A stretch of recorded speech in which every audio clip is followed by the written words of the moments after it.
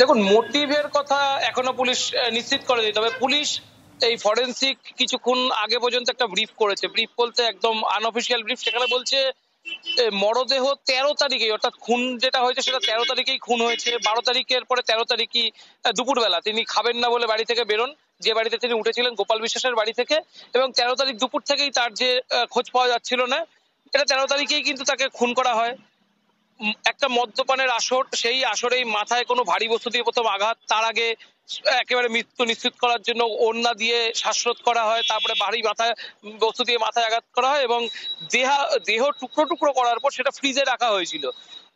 এমনটা কিন্তু পুলিশের তরফ থেকে একটা ব্রিফ আনঅফিসিয়ালি করা হয়েছে এবং সেখানে বলা হচ্ছে প্রায় এই যে দেহ যেটা ফ্রিজে রাখা হয়েছিল সেটা ৩ দিন ধরে বিভিন্ন প্লাস্টিকের টুকরো প্লাস্টিকের মধ্যে মুড়িয়ে সেটা তারপরে ট্রলিতে ভরে সেটা বিভিন্ন জায়গায় ফেলা হয়েছিল। এবং এইটা কিন্তু যে একাধিক প্লাস্টিক যে যার মধ্যে র্যাপিং করা সম্ভব, এরকম প্রচুর প্লাস্টিক কিন্তু ফ্ল্যাট থেকে উদ্ধার করা হয়েছে।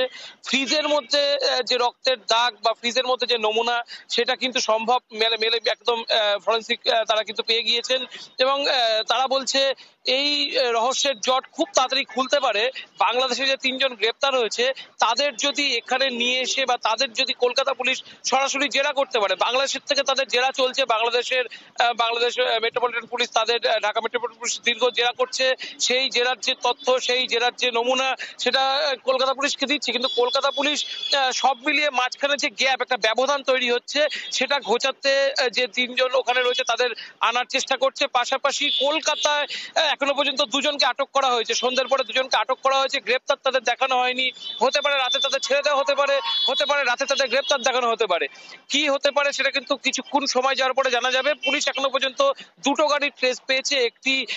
একটা খয়েরি কালারের গাড়ি, যে গাড়িটিকে সুইফট ডিজায়ার, সেটা এই মুহূর্তেই নিউ টাউন থানায় নিয়ে আসা হয়েছে এবং নিউ টাউন থানায় ওই ফ্ল্যাট থেকে ফরেনসিক বিশেষজ্ঞরা বেরিয়ে সেই গাড়িরও ফরেনসিক যে তদন্ত সেটা করেছে, ফরেনসিক নমুনা সেটা সংগ্রহ করেছে। আর একটি নীল গাড়ির কথা বলা হচ্ছে এবং বেশ কিছু ক্যাবের কথা বলা হচ্ছে।